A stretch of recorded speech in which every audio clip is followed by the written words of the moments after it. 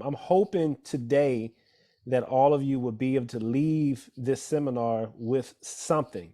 All right. Whether that's the value in just some of the information that I present, or maybe it might spark something with you to start a conversation, maybe with an advisor, or just start action and start investing yourself. But again, it is a pleasure to be here. I can see that you have an awesome production team. TC, I mean, it's beautiful. Just sitting here, listen to the music and looking at the whole program. So I'm extremely excited to be here. And yeah, again, we're going to talk about investing. We're going to be talk about some of the basics of it. There's no way that I'm going to go through every single thing about investing because there's so much to it. We can go in so many directions, but I'm just hoping that I can bring it to a level where you guys will find this informative as well as entertaining. And yeah, I guess we're ready to get started. And so let's go. So we can stop at this slide right here. This is just a disclosure. So anytime I do a presentation, I just want you guys to read this. None of what we talk about today, FDIC insured, no, they're not deposits, not bank guaranteed, may lose value, and are not conditioned to any banking or service or activity. The reason I'm reading this right here is because, again, when you're talking about investments, they go up and down in value. Still, there's nothing wrong with that. That's one of the reasons why we invest, to try to get more ups than we do downs, so you can be profitable with it. But I just want to read that for you. All right. So one of the things we're going to talk about today also is going to be preparing for market uncertainty ahead. I'm just going to give you a summary of what happened last year. And this is going to be very quick. So you've probably been seeing this up in the news. You've heard about inflation, and you've heard about the Fed raising interest rates and all of these different things. And believe it or not, I'm really excited to even talk about inflation tonight. Okay. Again, one thing in my past that most people get turned off on is when I start talking about inflation, because people, inflation is something that happens over time. And you don't really think about it until it's like right now. All of a sudden you go to the grocery store and it costs you $9 to buy a dozen of eggs. All right. So anyway, last year we did have the market went down last year, and part of that blame on inflation, and interest rates were rising faster than expected. The market recession there was a lot of fear in of a recession coming, and one of the unknowns about that is whether we were going to have a soft landing or a hard landing.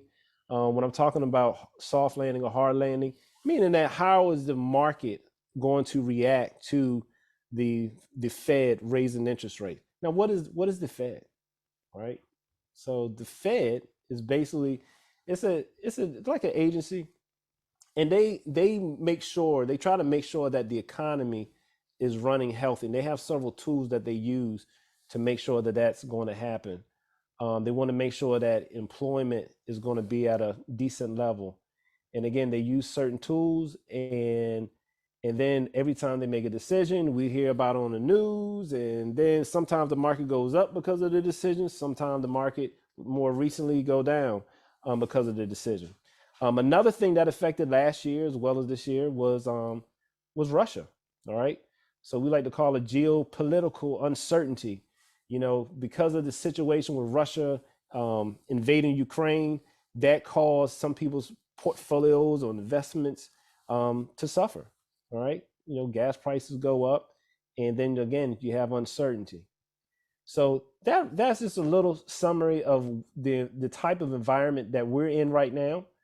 If you do have investments, and also if you are going to start investing, this is what you're going to start investing to. So let's go to, so we have the next slide. Discipline and nimbleness. All right. The keys to future success. So remember remember why you're investing. And some of you haven't started investing, all right? And before we go too far in this slide, I want to bring up one point. If anybody's ever heard of the, I guess we call it the S&P 500, all right? So that's a common term that's around the investment world, a very important what we call benchmark, and basically it's like the top 500 companies in the United States. And one of the reasons why it's so important, because as an advisor, as an investor, we like to look at the S&P 500 because again, it tells us what's going on with the largest companies in the United States. And it gives us it's almost like a barometer to let us know the type of market that we're in. I don't know if you've ever heard of what we call, like, in the investment world, we call them FANG stocks, right? So you have your largest tech companies, right? And those large tech companies, they have a big influence on what's happening in the S&P 500.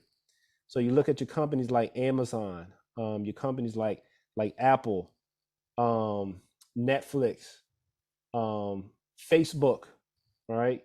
Google, all of these companies, they're part of it. Also, you also have other companies. I work for a company called Merrill Lynch, which is a subsidiary of Bank of America.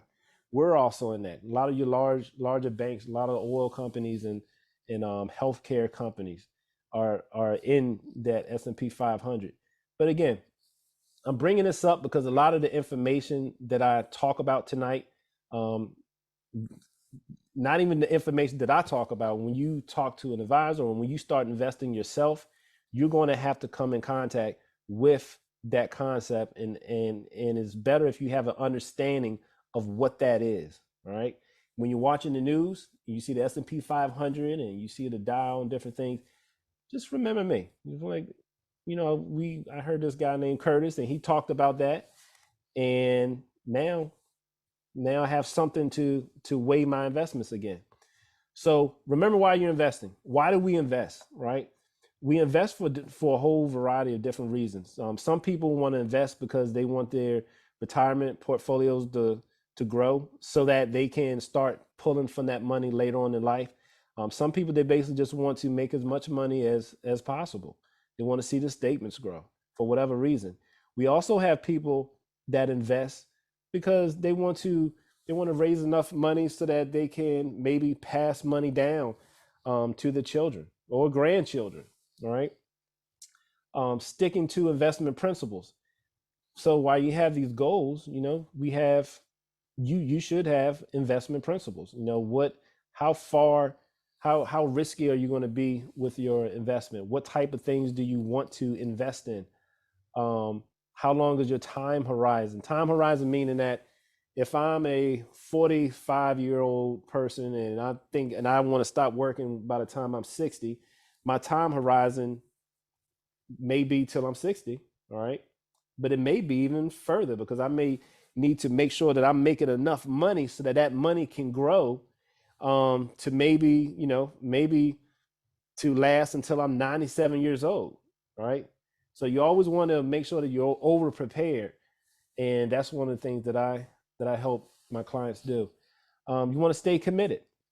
So when you do have a portfolio, you have a goal, you want to make sure that you are committed to that goal, right? You don't want to just stop investing or stop with that particular strategy. Stay committed to it.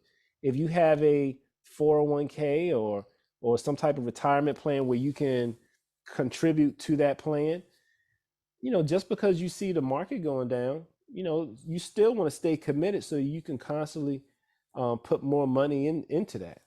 You also want to look for opportunities. I look at opportunities. I think the best way to look for opportunities is to be diverse in looking at your different opportunities. You don't want to have all your eggs just up in one basket. There's a lot of ways that you can make money. There's a lot of different asset groups within the stock market. In the stock market that you can invest in. So again, you want to look for opportunities and look for different clues of different things that you can do to make sure that you're going to be successful in hitting your goals. Okay. So retirement is a long-term need, one that can last for 30 years or more. All right. So in this slide is saying for a couple, both age 65, at least one, yeah, if both people are age 65, at least one spouse can expect to reach age 92 with the I guess with a 50% probability. 25% probability that one of them will reach 97, and a 10% probability that one of them will reach 100 years old. So this is just an important slide just to give you an idea, again, to give you an idea of how long people are living. Before we go to the next slide, I do want to bring this up. So on average, I think I want to say the latest numbers for the for mortality here in the United States was right between about 70, let's say right around 78 years old. And that number, it could vary depending on what we have going on in the country, health wise. But if you look at your life, okay, 1,000 months will bring you to, let's say, approximately 83 years old. So I want to bring up 1,000 months because that is something simple and yeah, something simple that you could look at so you could break your investment time horizon up. So the first 250 months, all right, you're going to be in elementary school. Before that, you in Pampers. You're going to go to middle school, high school, maybe college, maybe starting a military career, maybe starting in the, starting at your whatever career that you plan on doing. So that's the first part of your life. There's not most people at that age are not investing, right? And I'm going to come back to that first 250 months in just a second. And then the next 250 months will bring you to, right around almost 40 years old, all right? So that part of your life, you just start working, you may start having children, um, may start making a little bit more money, may not be saving as much, but you may just start saving at that time. And then we go into the third part of your life, the next 250 months. And that's when you're right around right around 50, in your 50s and your 60s, and you're starting to think about really, you're starting to retire. Okay. That's an important part. Your kids are getting older. You may start having grandkids. Um, and again, these are all different aspects that I look at when I'm talking with a client. And then you're at that last part, right? Let's the last 250 months. That's bringing you up to almost 83 years old. And that is a part in your life where hopefully if you're blessed to be able to have the funds and the capabilities of being able to maybe pass money down to the next generation. Okay.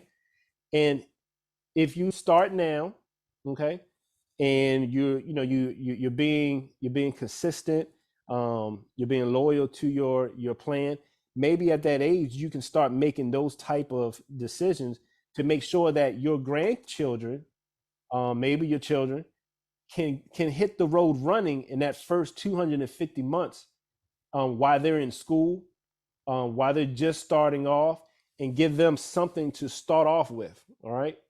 So what you see is that during a lot of people's lifetimes, we don't start, people don't start investing or getting serious about it until they get to a moment where they're like, wait a second, I haven't done anything through, my first half of my life. So now I need to start saving more or start being more serious about this investing thing.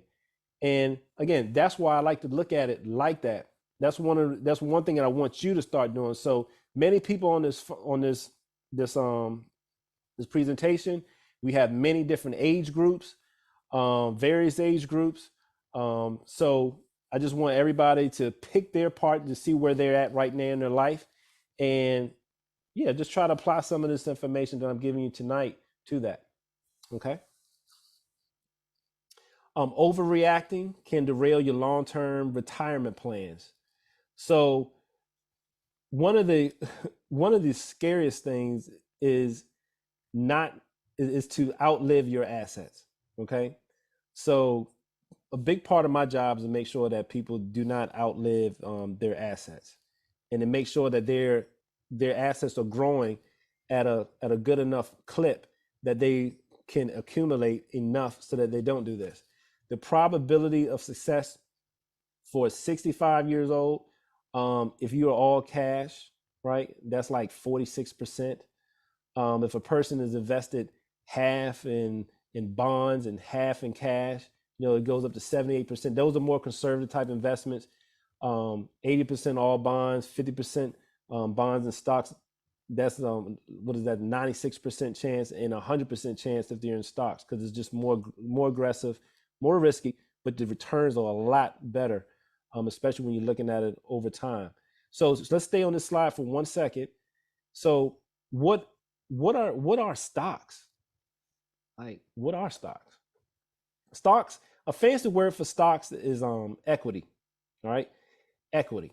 So equity is being able to have ownership. So companies, they, companies issue equity, and people buy a part or a share of that company, right? Which is equity, which is stocks, and they invest in that so that they can increase their net worth. You also see on here bonds. What are bonds? When I was a little kid, I remember watching the movie, and it was showing these robbers and stuff. And they were stealing these bonds. I always thought that bonds were like little bricks or something. I didn't realize that they were like paper bonds back in the day. But anyway, I'm getting off subject here. Bonds are basically loans. Okay, you got different types of loans, and they're mainly from like large institutions, governments. So you have corporate bonds. You have what's called municipal bonds. Okay, so we live in the state of Virginia. When the state of Virginia wants to raise money, they might issue a bond, right? Sometimes they do it for the colleges. Sometimes they do it for local governments, and they issue these bonds, and then people buy the bonds, and then they get paid interest, and they don't have to pay taxes on the interest, or at least they don't have to pay federal taxes on the interest. But again, that's what bonds are. But bonds are generally, even the United States also issues bonds, but bonds are generally more conservative. Okay. Of course, we know that cash is more conservative, is pretty conservative because it doesn't fluctuate. But bonds are there for that also. So stocks, again, when you have a combination of stocks and a combination of bonds in the portfolio, a lot of money managers, they're going to move those around. They're going to rebalance them and just make sure that everything is in its right place so that you're not like being overly aggressive because you have one asset group grow. All right, so next slide. So how can you know if you're on the right track to pursue the retirement that you have envisioned? Again, develop a routine of ongoing dialogue with your advisor. You want to make sure that you have expectations that are realistic and can support your retirement goals. You also want to take proactive steps and just make sure that you're able to benefit in the long run. So when you make a goal, when you come up with a goal, and I don't care what your goal is. I don't know. Again, Ali was telling you how I used to run track a long time ago, like 100 years ago now. Um, I had a coach. I had a goal, and my coach was there to make sure that I was doing the things that I needed to do to make sure that I was going to achieve my goals. Whether that was the diet, whether that was the workouts that we were doing, whether I was being um, disciplined enough to go to sleep on time. Anyway, goals. Okay. So, but guess what? Sometimes you have things that happen. Sometimes, and this is in anything in life. You may have a certain goal, but then something may disrupt that. Okay, you may get sick. And then in our lives, a spouse may pass away, a child may be born, a fourth child unexpectedly might be born, and it throws things off track a little bit. Sometimes it's completely out of your hand, where the market might do something that nobody was expecting. So there are times where you may have to adjust that. That's why it's important to make sure that you are working with somebody so that when these things do happen, you have somebody to talk to that understands that, hey, my life is fluid. You know, nothing's going to work out perfect, but I need somebody to know where I'm at in my life right now. All right. So we can go to the next one. And if anyone has any questions, let me see if there's any questions up here. Hey, Curtis, I actually got messaged a question for you. Okay. 2 slides ago, you had percentages on there of couples that are 65 and percentages on ages. The person asked regarding the long-term requirement or retirement, is the slide saying that 50% of the people 65 are going to live to be 92 years old? If you if you and your spouse are 65 years old, there's a 50% chance that one of them is going to reach 92 years old. Not both, but just one of them. And that's what that statistic is saying. Okay, thank you. Yep. Anybody else have a question? All right. So let's look at so anyway, so we were just talking about bonds. And we were talking about cash, and we were talking about equity or stocks. All right. Those are very important places where you can put your money at to work for you. Okay. Now there's another part of that let's say on the opposite side, you have this thing called debt. All right. You have credit card debt. You have mortgage debt. You have personal loans. You have student loans. You have medical debt. You have home equity. All right. Now, whenever we use the word debt, we talk about, I guess a lot of people we start to cringe. We're like, man, debt is bad. And debt can be bad because what debt does is it causes, it actually creates just more risk. All right. So if something unexpectedly happens, then there's a risk that you might not be able to pay that debt. But there's also some good uses with debt also. All right. So credit cards, one of the things that people do with credit cards, again, if it's a short-term fix, maybe you left your check card or something at home. Maybe you don't have any cash on you right this second. Okay. You may use that in different credit cards have different programs on them. They might offer points, different things like that. You may have a mortgage. A mortgage is basically when you own your home. Okay. So you own your home and you may not have the cash to buy your home right away. I mean, outright. So what you do is you might take a loan out on your home, maybe for a 15-year period, maybe a 30-year period, and that'll help you purchase that home. All right. In the meantime, that asset right there is the home is actually growing in value, hopefully. And then you have what's called personal loans, and there's different ways that you can have personal loans. It's just basically just having a loan and you just making payments on it over time. Home equity, that's another personal loan slash um, type vehicle, whereas you will use your home as collateral to pay back some debt. So let's say you have some appreciation in your house.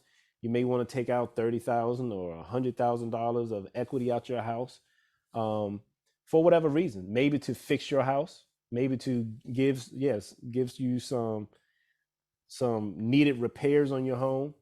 Different things like that. You also have medical debt, right? And medical debt, that's a little worrisome debt because we all get hurt.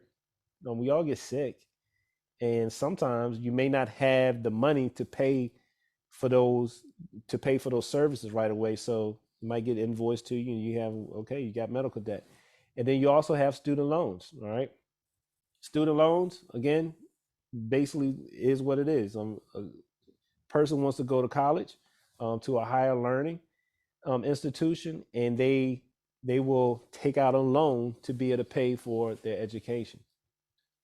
All right, so let's go to the next one. So consider maximizing your contribution to your retirement plan accounts if possible. So this is a pretty good chart right here. So this is just basically showing, okay, if a person at 50 years old had $100,000, okay, and they just made contributions um, in their 401k, okay, and then let me just move this over just a little bit, and then it's also showing if they had catch-up contributions at 50 years old. So some of us in here have jobs that offer a 401k plan. Okay, depending on where you work at, it could be a 401k. You can have a 403b, 457. There's a couple of different ones. Some people have like IRAs, but anyway, you are you can put money into these type of plans, and just over time, you have it invested. Guess what? That money will start to compound and grow. This slide is just showing if you just put in the max of your 401k, which is actually $19,500. Okay. And then if you are doing the catch up, which is $6,500, it shows how much money you would have over like a 15 year pyramid. I want to stay on this slide though, because one of the biggest tragedies that I see all the time is I meet with the person, and this person that I meet with works at a place or has an employer that offers a 401k, right? And not only do they offer a 401k, they actually match them. So let me give you an example. Let's say you work for a company, and imagine if you put in 5% of your income. And I'm just not every company is going to be like this. Some companies are 5% will match you 5%, some of them match you 3%, some of them match you 1%. But there's a lot of companies, especially they offer the 401k, that will match their employers. And sometimes they may match them up to 100%, right? Or 50%, or 25%. But right now, I'm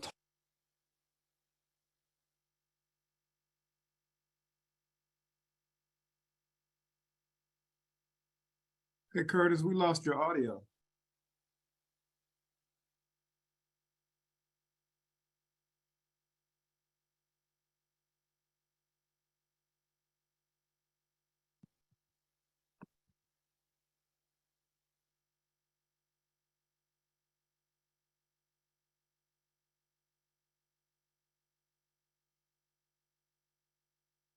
See, the enemy busy. He trying to keep us from this information on how to get that 100% match.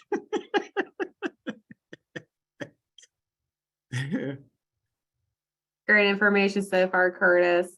If anyone has a question while he's fixing his audio, please feel free to type it in the chat.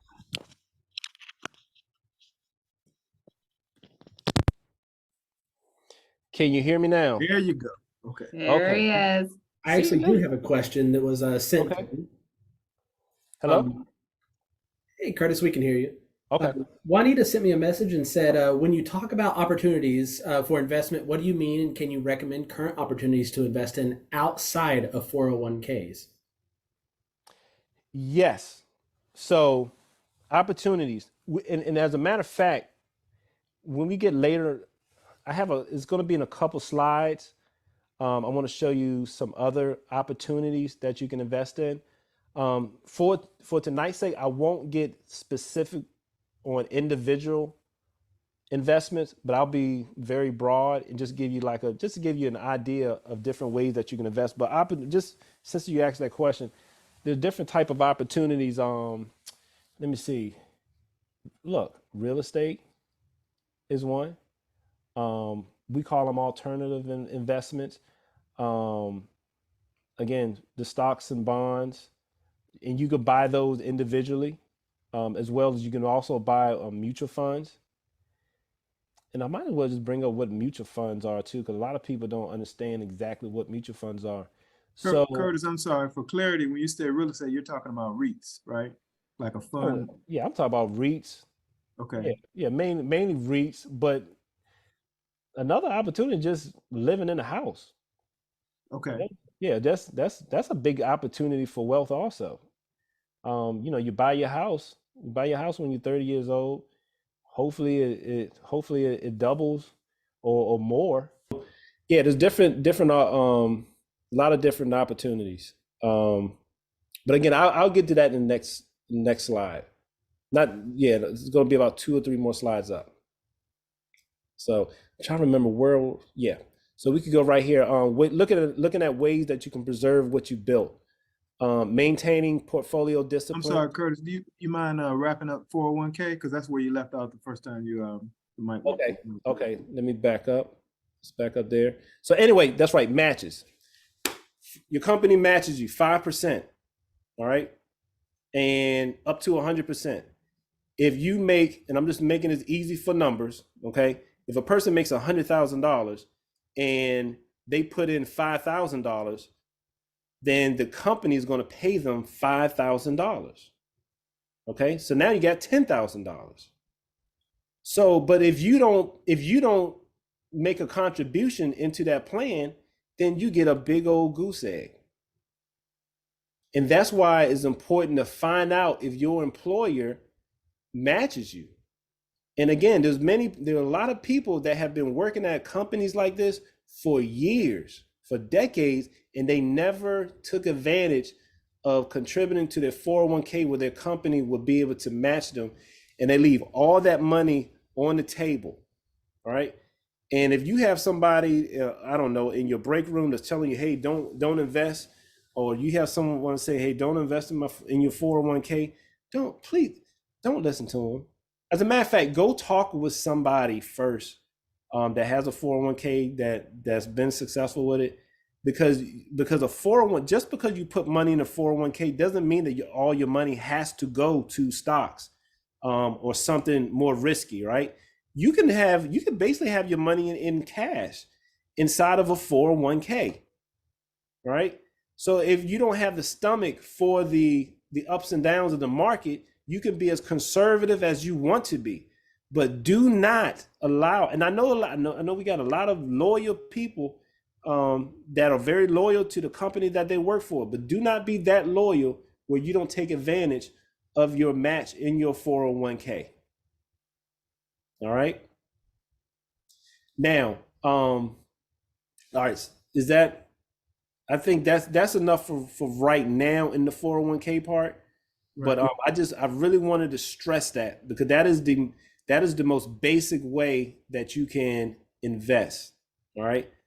Some people, they may open up a brokerage account, whereas they might buy and sell their own stocks and create their own portfolios, or they may have an advisor, where let's say you retire, or you leave your company, you leave that company that's often that has that 401k. I don't know, you save $50,000 up in the 401k, right? So you leave that company, guess what? You can take that money and you don't have to pay tax on it. You can what we call a rollover, transfer it into an IRA, and then you have it at a brokerage, and then they're managing that money for you. So there's a lot of different ways that you can invest. Right now, I'm just talking about the retirement type of accounts. All right.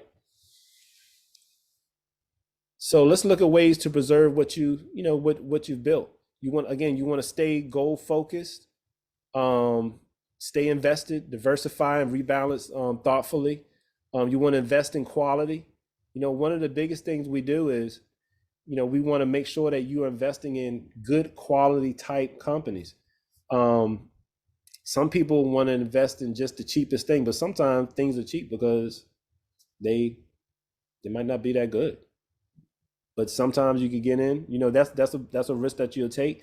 If you find something where there's an opportunity that you can invest in, and it is really cheap, then you can go in and buy that, and hopefully you'll make a lot of money in it. You also want to lock in your gains. So let's say different ways of locking your gains might be to lock in market gains for retirement savings, including CDs and annuity solutions. So there's a lot of different ways that you can do that, and we can go all day in the type of investments. I mean, the type of deposits like savings accounts and CDs. as well as annuities. All right. The other thing, avoid chasing yield. Right. Yield is basically like your interest. So some people, they want to go to the whatever's paying the highest interest, the highest, basically the highest interest rate. They try to chase that and go into that, and then they find out that, hey, wait a second, this is paying high interest or a high yield because it's risky, right? And then you mostly relate that to bonds. And then if you see the stock market go down, you see them same type of bonds, which are normally generally more conservative, they go down also along with the stocks. But you want to prepare for the unexpected. And this is the important part too. All right. So remember, the other person was asking about other opportunities. So you have life insurance. Life insurance is a huge investment tool. All right. It's sort of like an investment tool. For some people, they use it to transfer wealth and different things like that. But if some unexpected happens, if you pass away, you may have some young children, you have a spouse, you may want to make sure that you have enough money to be able to raise those children. So you go out and you buy life insurance. All right. You also want to think about tax and estate planning. So that's another opportunity also. And again, it's good to talk to a professional when you're trying to make plans about this. All right, next slide. So create a thoughtful, comprehensive income plan. Consider all your various income sources, okay? Both guaranteed as well as non-guaranteed, all right? Guaranteed might be more of like your pension plans. The non-guaranteed may be more like your 401ks, different things like that, as well as whatever other type of brokerage accounts that you may have. And make sure that you're aware of the three, potential income risks. One of them being spending carefully. Spend carefully, especially early on in retirement. You don't want to spend too much money early. You want to closely monitor the sequence of returns. All right. You want to assume that future inflation will be higher.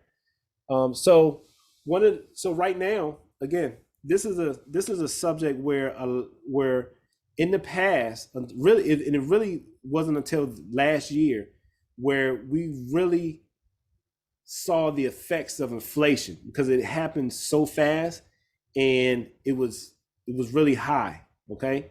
And we all felt it. Most of the time we don't think about that. But one of the ways that advisors help their clients avoid suffering from inflation in the future is by having them going in things like equities, as well as or stocks, just to make sure that they have something to keep up with inflation at least. All right. All right, next slide. Annuities. Annuities is another type of income vehicle. Some people will tell you just flat out, I hate annuities. Listen, there are all sorts of annuities. Okay. You have several different. I would just tell you just really quickly the three type of annuities that you normally have. You have what's called a fixed annuity, which is going to work somewhat like a CD. The person takes money, they put into it, they put that money into a fixed annuity, and it just pays interest. The difference between that and something else, the interest would be maybe tax deferred, depending on what type of account that is labeled as. You also have what's called variable annuities, where it's like you have mutual funds, but those annuities will have some type of guarantees on them. They might have a guaranteed of the principal if a person passes away, but they may also have like income guarantees. So when a person is retired or they're leaving, they're during those retirement years and they want to start living off of that income, they can live off of that income. You also have what's called an immediate annuity. That's where a person will place a lump sum of money into it, and then the annuity would just pay you a stream of money for the rest of your life. All right. So they're very diverse. They're used for different things, and don't be scared of them. It's just important that you understand them and just look around for it. All right, next slide. Long-term care insurance. So this is something that people look at. You know, long-term care. Many of us on this call have had parents or grandparents that you may have to take care of. You know, they've become disabled, but long-term care insurance is something that can help lessen that blow, so it's not as much of a burden on you. So people buy insurance to do that. What you're seeing now is that a lot of people are buying life insurance policies that have long-term care riders. It's like you pay a little bit extra on your life insurance policy to make sure that you're going to have some type of long-term care protection. But that's where you see most of the policies at right now. All right, next slide. A thoughtful estate plan to safeguard your wealth. That's going to include like a will and a revocable living trust, durable financial power of attorney and durable power of attorneys for healthcare, an advanced medical directive, any specific purpose trust, like a special needs trust or charitable trust with designated trustees. These are all different tools that people use to safeguard their wealth, to make sure that if they pass away, that money won't dwindle away, or they have at least have a plan. At least, let's say, like after death, they can have a plan of what to do with that money, or and that will be more like your will. And then you also have the trust where they can plan, where they can actually control what happens after death, how that money is divvied up or spent after they've transitioned out of here. All right, next slide. And are there any other questions right now? There is one question, Curtis, from Susan. She asked, what do you think about Novatech? She said what now? What do you think about Novatech? Novatech, that's a company? Yeah, Novatech is a crypto trading platform. Oh, well, I think you guys are going to talk about crypto. Yeah, we yeah. are. We'll share the date on that when we get Okay. it locked down. Because I got questions about crypto. Okay. one of the reasons why a lot of your larger financial firms won't talk about crypto is because there's not a lot of data on that right now. So when there's hundreds of years, if not thousands of years of data on bonds and stocks and equity, and that's mainly what we'll talk about. But since there's not a whole lot of data on it, or at least like years on it of research, we tend to stay away from that. But I'm sure that whoever you have that's going to come up here next week is going to bring it to you. Or scare us to death. Either way. No. Either way. Either way.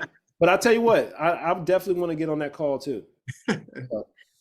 Well, we got one other question too, Curtis. Esther's asking, if someone adds a grandchild as a rider on a life insurance policy, what does that guarantee mean?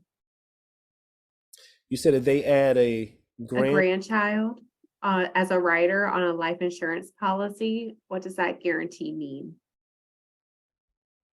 Now, I didn't say a grandchild on a life insurance policy. I was saying long-term care rider. So the person, let's say there's a life insurance policy, right? So a person is paying the premiums on a life insurance policy. When they pass away, they're basically going to that money is going to go to the beneficiary. But if they add a long-term care rider, right, a long-term care rider on there, then let's say if they have to go to a nursing home, then that life insurance policy will pay out before they pass away towards long-term care costs. Thank you. Okay. So Curtis, we certainly don't want to rush you, but we're looking at 5 minutes, and I want to try to respect the time to at least get the Q&A. Okay. You know what? everything from this slide on is basically going to be a synopsis. Just going to summarize what we already went over. So, Okay, so please, please go ahead and, take us there, but we're at 5 and at 8, I'd like to, definitely open up for Q&A. okay. All right. So give me 1 second here. Okay. So we're going to, so we'll open up at 8. So that's fine. All right. So this is, so this right here is just showing you, early retirement income sources. There's what you call disability coverage. A lot of us have that on our jobs. Some self-employed people, they may purchase that outside of a regular job or whatever, to make sure they had that. We also have pensions, Social Security, new job. You're drawing down your savings and investment. These are all parts of income. You also have investment income. So let's say you have a stock portfolio and it's paying dividends. You can receive income from that. Spousal income, as well as severance packages. So there's a lot of different types of income sources. Next slide. So let's tap into the experience that you need, right? So this right here, let's say the insights from my chief investment office, ongoing guidance, retirement specialist, insurance strategist, wealth strategist. This is just showing you different segments of the company where we have people that have expertise in different types of experience. Okay. Chief investment office at Merrill Lynch Bank of America. We have a department that they basically look at the stock, they basically look at the market, and they come up with forecasts of what they think is going to happen in different asset groups. You have somebody like me again who will give you ongoing guidance. You also have the retirement specialist, and I wear different hats. We also have people within the company that specialize just in the retirement aspect of investing. And people like myself, we talk with them to make sure that we're doing the best thing for our clients, as well as insurance strategists. So there are a lot of companies where you have, let's say you have an advisor, and the advisor is talking to the client about insurance, but you may want some extra expertise in that to make sure that they're getting their client into the correct insurance policy. All right. Next slide. And this right here, just this is going to be the last slide, I guess, before we get to 8 o'clock. This is basically saying we support you, I support you, as well as your goals, with solutions that go beyond investing.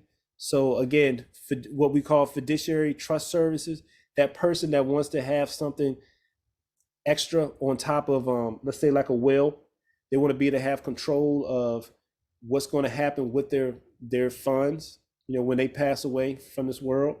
And they could use a person to make sure that their money is getting spread out the way it's supposed to get spread out. They can also use an institution like a bank.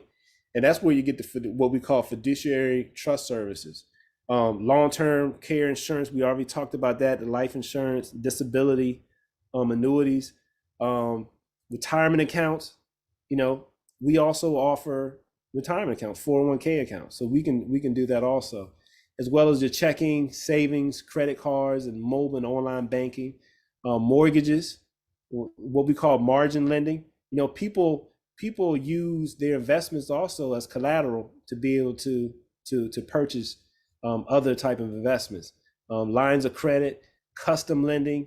If a person has a doctor's office or a specific type of trade, they got custom lending for different types of trades, as well as auto loans, and as well as, of course, the investment piece. All right, and that's going to include alternative investments, advisory accounts, as well as what we call sustainable and impact investing. That's when you may want to be very specific on what type of investments you have. You invest in, because you want them to be good with the environment. You want them to be socially good. You also want to make sure that they have governance and make sure that they're running their company the way that, yeah, that's good, just good and ethical. So that's pretty much it.